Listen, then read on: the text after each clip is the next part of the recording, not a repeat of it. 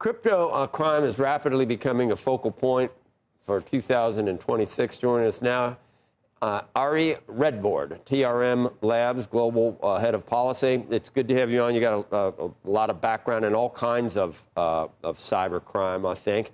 Ari, and I guess we'll start with a lot of it is state-sponsored, a lot of it is individuals. Is it more state-sponsored now in terms of crypto? I know Russia has been implicated.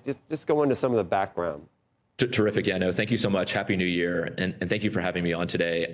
Look, over the last few years, the use of crypto we've seen proliferate in a whole host of different crimes.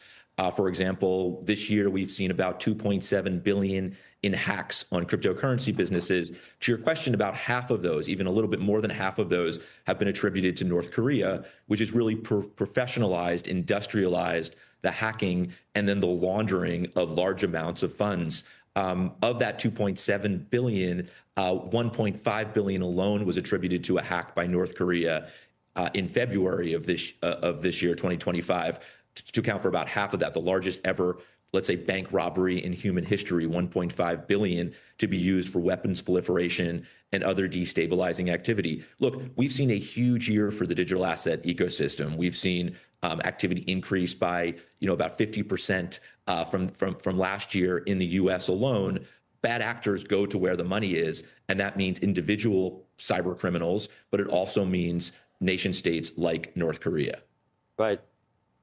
And cybercrime and corporate malfeasance predates anything Bitcoin ever had anything to do with. I've made this point so many times to the politicians, some of them that have some vested interest, to bank executives that don't want to get disintermediated, to former Treasury secretaries, to former SEC chairmen.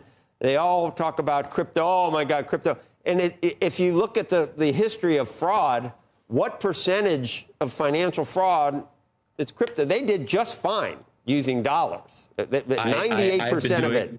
I have been doing the same thing with the same people, I think, for many years now. Look, I spent about 11 years as a federal prosecutor at the Department of Justice, and I investigated cases involving bulk cash smuggling and networks of shell companies and high-value art. There was no TRM to track and trace those things on open public ledgers. So the reality is that crypto is a paradox, right? We can now move funds faster and in larger amounts than ever before, but we can also trace and track those funds to ultimately seize them back. And 2025 has been a huge year for that. We've seen the DOJ take down a huge scam network called the Prince Network that was run by some leaders at the highest levels of the Cambodian government.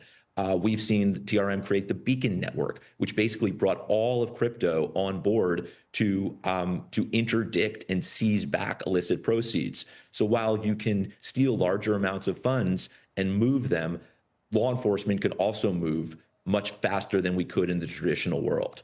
Yeah, it goes back to cavemen, hitting someone on the head and stealing their shells or something. Bad actors will, to your point, bad actors will always go to where the money is. It is great. It doesn't matter what it's in. Right now, it is a great way to do it, though.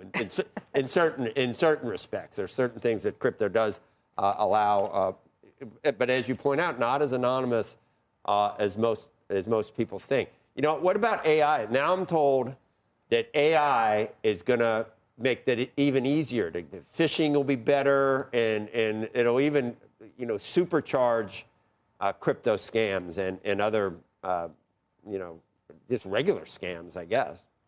Absolutely. That was a huge theme for us in 2025, and we're going to see that continue in 2026.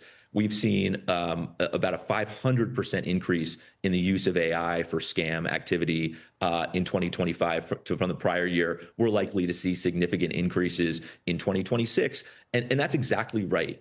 AI supercharges criminal activity. It doesn't change the landscape per se, but it allows bad actors to move faster and more effectively. You think about these deep fakes, right? We don't need, emails and that are filled with broken English anymore. They can be perfect. They can be targeted at specific individuals. We can use video and we can use voice now. So really AI is supercharging illicit activity. But really, really importantly, the good guys are also using it, right? At TRM, we're using it. The FBI is using it. Law enforcement globally is also using AI to move as fast as these bad actors. So on the one hand, we have to figure out how to stop the bad guys from using it. On the other hand, we really need to leverage it ourselves to go after this type of illicit activity.